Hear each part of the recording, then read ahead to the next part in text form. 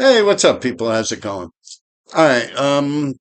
In my last live, last Wednesday, someone had mentioned that RD that used to be on like 28th Street and Broadway.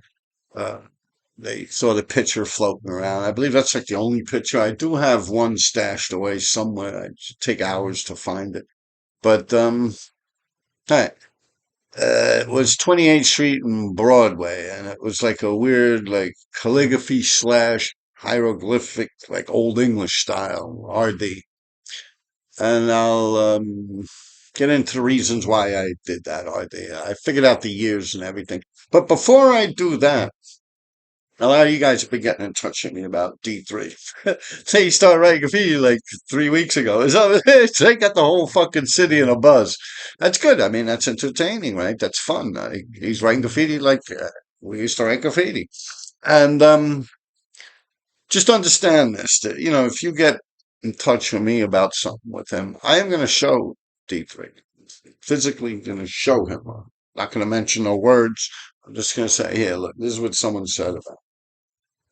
Can't get shit twisted up in situations like that. Like, if you refer something to someone, you can't have your own opinions or your own twist on things. You can't switch up the story or nothing like that.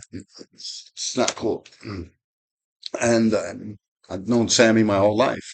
I mean, I might know some of you guys. I might be friends with some of you guys, but I fucking love that dude, man. I've known him since I was a child. Keep that in mind before you get in touch with me. And with that said, yeah, it's been like a war a week with that dude. I'm loving it. I'm loving it, man. I don't give a fuck, personally. I don't care. Let him take everyone out. You get that Hanso, all them fucking dudes down there. That's my opinion. I mean, see, dudes can't hang like y'all a bunch of simps, man. But anyway, it got nothing to do with me. And the reason it's got nothing to do with me is I'm going to take you down a little path into history. It's the 357 graffiti crew. And during the subway era, Lace is the one that actually said, let's make 357 a crew. It was his crew. Now, after the subway era, Lace, Lace, Lace 357, Andrew, he used to do the Drew pieces, Jolt, wrote a lot of different things. The Puke pieces, he wrote Amp for a couple of years. Yeah, he's been out there a long time. Anyway, it was his crew. Now, after the subways keeled over, the streets became the thing. And at that point, we kind of made it like whoever's up the most kind of calls the shots. And the reason behind that would be because suppose you're up, you're all over the place, you got a bunch of shit you care about, a bunch of blockbusters or pretty graffiti, murals or whatever. I mean, we don't fuck with shit like that. I'm talking about illegal stuff, but you get what I'm saying. You have a lot of shit out there. And then someone who used to write 357 20 years ago comes out, crosses someone out, and causes problems for the person that is up the most in the crew. Because then they'll go after the person they see up the most. So we came up with this rule that whoever is up the most pretty much calls the shots in the crew and of the founding people. There's been a few different switches of hands. I myself have pretty much held the reins throughout the decades. But like for instance, after John had passed away, JJ 357, I would say Bice and Sear, it's SERE and Bice, BISE 357. Yeah, they were holding it. We were just like pretty much graffiti was the last thing we were thinking about. I mean, John had died. There was a lot of shit going on. A lot of people were getting arrested and different shit. Like graffiti was kind of on the back burner for us. Drugs, drug abuse. Yeah, interesting times. Me going up to the Bronx and getting married. So yeah, Sierra and Bice hold shit down for a couple of years there. Eventually I get divorced, jump back in the game, and pretty much held the reins for a while. But right now, yeah, D3's up more than me, so he holds the reins. He pretty much says what goes on. I have no say in the matter. I suggest you get in touch with him. His description to his YouTube will be linked in the description here. I think I said that wrong. Let me rewind on that. I will link his YouTube account in my description down below. And you could type it in manually yourself. DE, the number 3, TV. All right? D3 TV. Write it down for you. Yeah.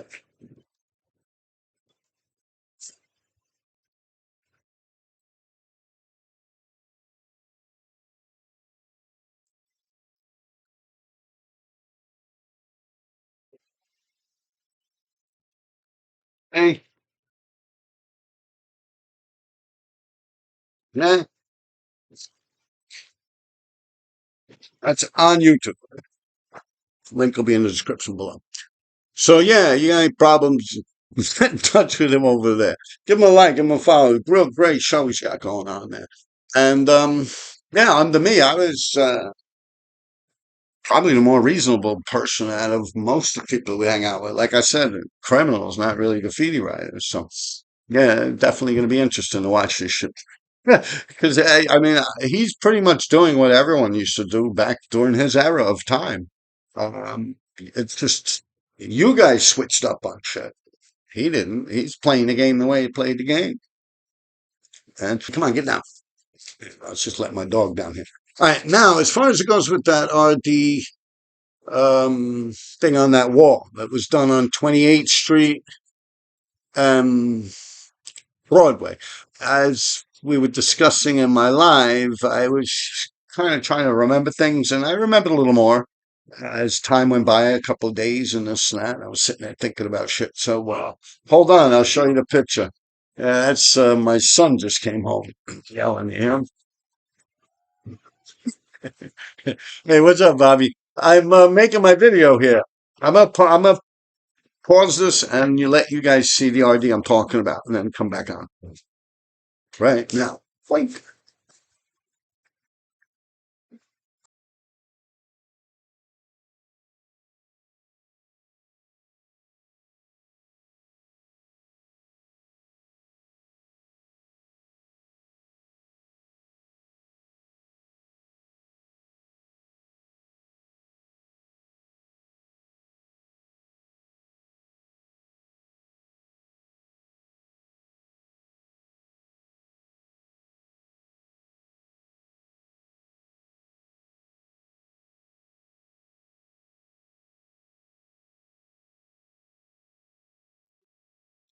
All right, people. Now that's the picture of the RD tag that we're talking about. Now that was on 28th Street subway station, 28th Street and Broadway, and the year was 90, not 90, like 98, 1998. The first few months in 1998 when it was still cold out, winterish, probably January of 1998, something like that. And the building was owned by, rented out by Deborah Harry, the singer Blondie, the group Blondie, call me, yeah, Blondie. She had a gallery in there. She was pretty well plugged into the graffiti scene in the early 80s and stuff. Even songs she sung and Fab Five Freddy and this and that. Pictures have been painted. It's Style Wars, the movie, right? Pictures of Deborah Harry painted. She was kind of like involved with the graffiti scene, a Mud Club, uh, Fashion Motor, right? I had a bunch of different places that were pulling that thing off. Yeah, yeah. The one on the was it the National Graffiti or something, or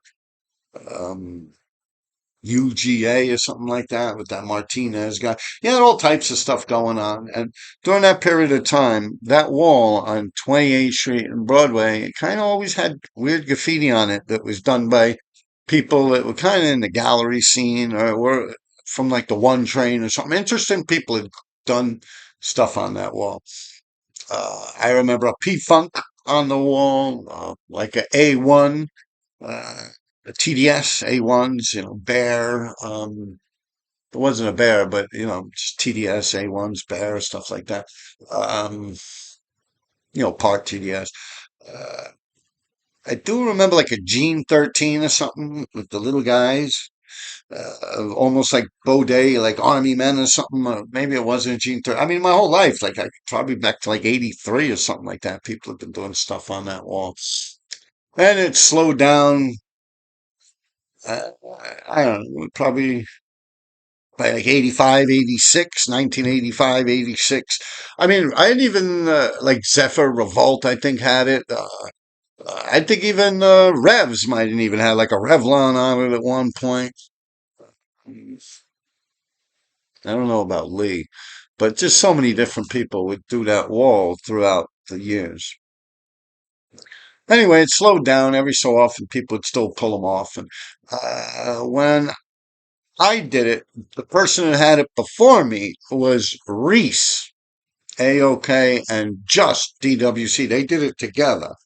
And I don't know if it got buffed or if it got crossed out or what. I know I didn't just go over it because Just DWC had that wall with Reese. So Just was actually looking out for me while I was doing mine. So I don't remember. I think theirs got smashed or something. Maybe I came by a year or two after they did it or whatever. I don't remember. But I do remember Reese and Just having it. They did like pieces on it, kind of like ghost style stuff. Um, I tried to Google and find pictures.